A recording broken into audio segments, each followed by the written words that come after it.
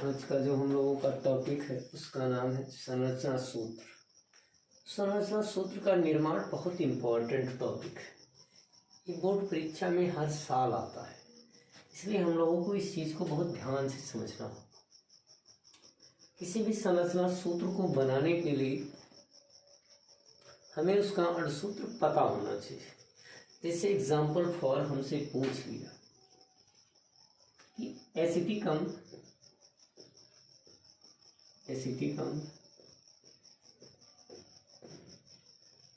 दूसरा हमसे पूछ लिया एथेनॉल, तीसरा एथीन और चौथा टॉपिक पूछ लिया एथाइन। इन चारों का अगर हमसे मान लीजिए संरचना सूत्र पूछता है तो इसी तरह से पूछेगा, हिंदी में लिख के एसिटिक अम्ल, एथेनॉल, एथीन और एथाइन। कुछ जरूरी नहीं कि यही चीज़ पूछे, कुछ भी पूछ सकता है। मैं आपको इसलिए बता रहा हूँ कि इस तरह से आएगा। अब मान लीजिए एसिटिक अम्ल हिंदी में दिया और हमें एसिटिक अम्ल का सूत्र नहीं पता है, तो फिर हम इस प्रश्न को कर ही नहीं पाएंगे। इसलिए अणुसूत्र का याद होना बहुत ही मोस्ट इम्पॉर्टेंट है, बहुत ही जरूरी है। इसलिए हम जानते हैं कि एसिटिक अम्ल जो हमारा होता है इसका सूत्र होता है CH3COO। इसी तरह से जो हमारा एथेनॉल होता है उसका सूत्र होता है C2H5OH। एथीन जो हमारा होता है इसका सूत्र होता है C2H4 और एथाइन जो हमारा होता है इसका सूत्र होता है C2H2। अब हम आसानी से संरचना सूत्र बना सकते हैं।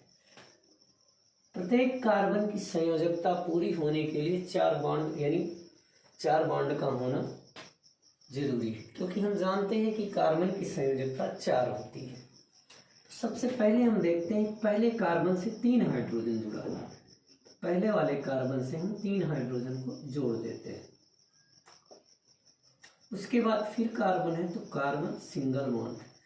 अब एक काम करते हैं COOH है तो सिंगल बॉन्ड लगा के हम OH जोड़ देंगे और C पर डबल बॉन्ड लगा करके हम O जोड़ देंगे।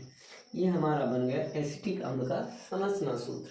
क्योंकि यहाँ अगर गिनती की जाए बॉन्ड की तो 1 2 3 4, कार्बन का 4 बॉन्ड, 1 2 और 2 4, यानी दोनों कार्बन की जो हमारी संयोजकता है वो पूरी है। इसी तरह से आगे चलते हैं। कार्बन हमारे पास 2 है तो C सिंगल बॉन्ड C। अब हमारे पास हाइड्रोजन 5 है तो इस वाले कार्बन से हम 3 हाइड्रोजन को जोड़ देंगे। उसके बाद इस वाले कार्बन से 2 हाइड्रोजन को जोड़ेंगे और एक हमारा OH आल ग्रुप जुड़ा है, इसको हम सिंगल बॉन्ड लगा जोड़ देंगे।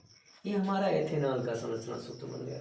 इसी तरह से एथीन, हमारे पास कार्बन 2 है और हाइड्रोजन हमारे पास 4 है, तो ऐसे कंडीशन में हम प्रत्येक कार्बन से 2-2 हाइड्रोजन को जोड़ देंगे। अब कार्बन, किसी भी कार्बन की संयोजकता पूरी नहीं है, इसलिए पूरी करने के लिए हम बीच में क्या लगाएंगे, डबल बॉन्ड। अब गिनती किया जाए तो 1 1 2 और 2 4, 1 1 2 और 2 4। इस एथीन की भी संयोजकता पूरी होगी। ये हमारा संरचना सूत्र है। इसी तरह से C सिंगल बॉन्ड C, प्रत्येक कार्बन से 1 1 हाइड्रोजन जोड़ देंगे और यहाँ बीच में हम कार्बन कार्बन के मध्य ट्रिपल बॉन्ड लगा के देंगे। इस तरह से हमारे संरचना सूत्र का निर्माण हो चुका है। इसी तरह से अगला हमसे अगर कह दिया कि नाइट्रोएथेन का,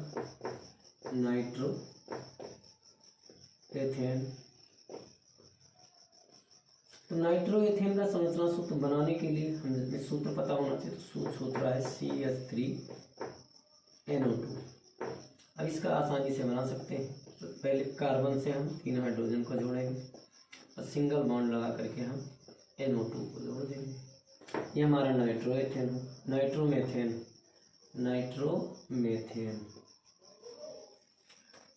अगला है हमारा मेथेनॉल का संरचना सूत्र। तो इसका फार्मूला होता है HCHO।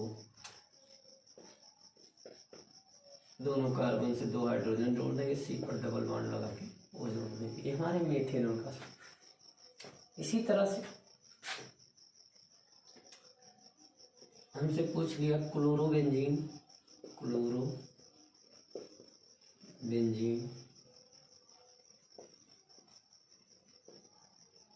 तो क्लोरोबेंजीन का जो संरचना सूत्र होता है वो होता है C6H5C।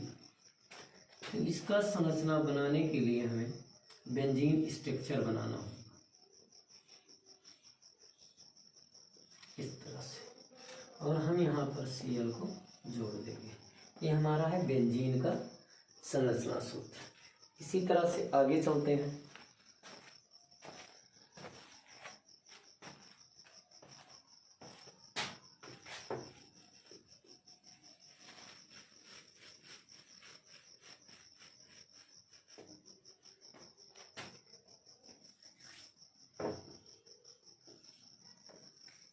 प्रोपेनोइक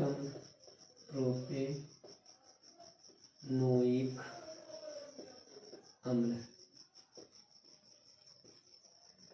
प्रोपेनोइक अम्ल का जो सूत्र होता है वो होता है CH3CH2